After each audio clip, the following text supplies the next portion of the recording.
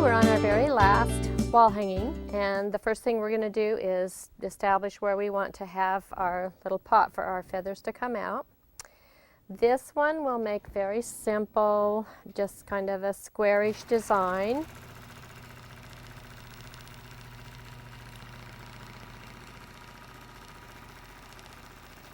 Then we better decorate it, so we'll come across here like this.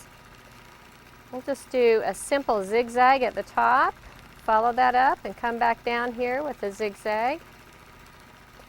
And then let's come in here and just put a little swirl in the middle of each of these. And then as we come down, I think I'll put just a few parallel lines, give it a softer look. And then at the bottom, I'm going to just repeat what I did at the top with a simple zigzag coming across and going back. And then put the little swirls inside each of those little diamond shapes. And it's okay to go around that pot, maybe even 2 or 3 times, just to establish where that is. It's okay to go over your lines more than once. There we go. That was about a hand width up from the bottom of the wall hanging. So now we're ready to begin the first feather.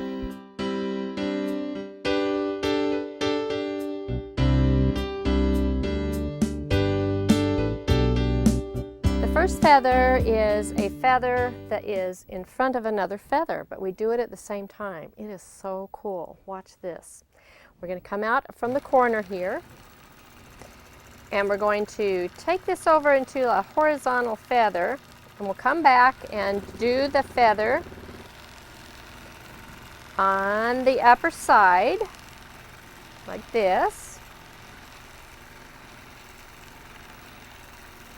Now we're going to follow this stem down here, but we're going to take it off here and do a kind of a fill-up feather like this, and it turns horizontal like this. Then we can come over here and stick a feather right inside of that, so it looks like it's right on top of that feather. And then we'll come back and finish the feather on this side. Notice how on those inside curves we really follow that stem around. To fill in that area, I'm just going to come down with a little curl like that. That is a really cool feather. It looks like there's a feather on top of another one. There's one behind it. I really like that one.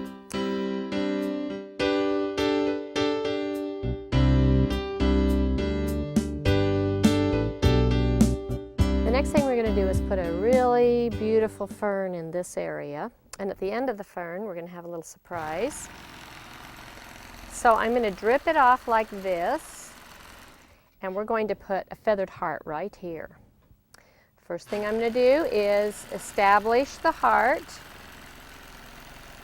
and if you wanted to pre-draw that on, make sure you got a good heart. That's okay. On the inside of that heart, we're going to come down and do a teardrop like that, and then we'll start putting our feathers here, following the stem, down, follow the stem. Now I'm going to turn this down and kind of do it in slow motion. I'm getting smaller feathers as I get toward the tip of the heart.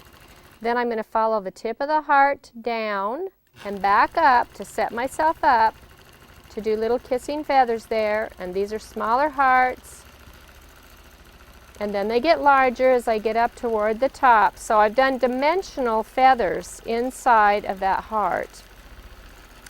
We'll come down and make some little curls. That's very pretty. Now, instead of just a regular feather, and these feathers are all dripping off, we're going to do the double feather. All around the outside of the heart, and I'll show you how beautiful that looks.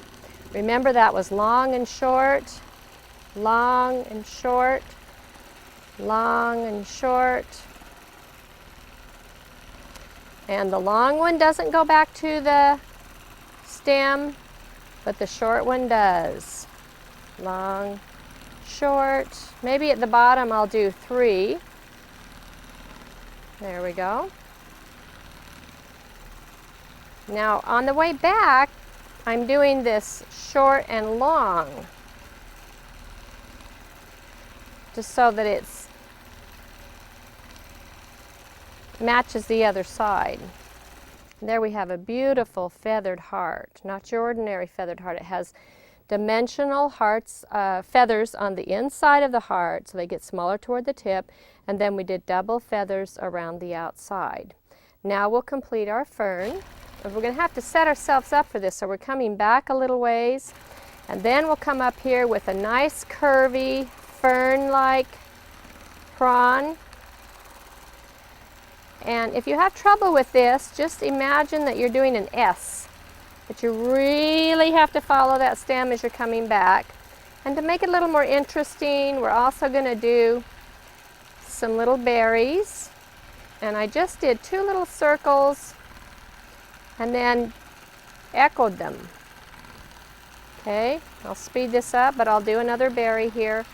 Berry, berry, and then coming back and echoing that and coming right back into my stem, doubling the stem, coming out here with my fern, S, S. This is a really good fern to put in a busy fabric border because it gives it a rich texture. You may not have a feather show up in a busy fabric border, and you know what I'm talking about. It's where your fabric is just so busy that nothing you do there will show up. Well, this will, because it gives it that repetitive texture that is just lovely.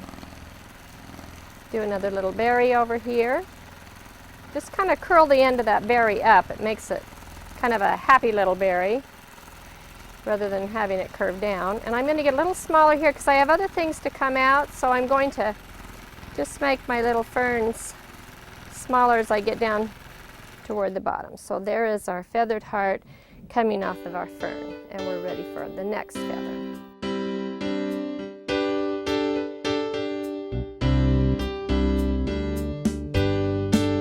The next feather is I'm going to come off over here on this side, and this is one of my favorite. Every one is my favorite, I guess. But I really like this one. This one I'm going to come over here, and as I do my feather, I'm going to come completely round at the end. Completely around at the end. Round. It's a finger feather. I call it a finger feather. It kind of looks like coral. And so when I do a quilt that has a lot of sea, under the sea type things, I use this feather on that a lot, and it really works great. Now let's do some other fancy things with this one. One of the things that you can do is while you're doing that, you can actually go in and put a star.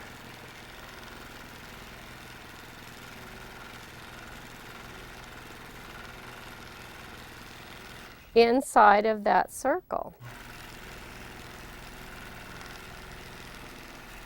Another thing you can do is just keep going into a pinwheel like that, and suddenly you've created kind of a shadow in there, so it gives it some dimension.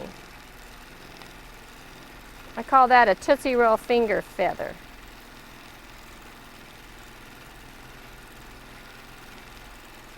And just to be interesting here, I'm going to come out with a little feathered curl, but this time they're going to be finger feathers.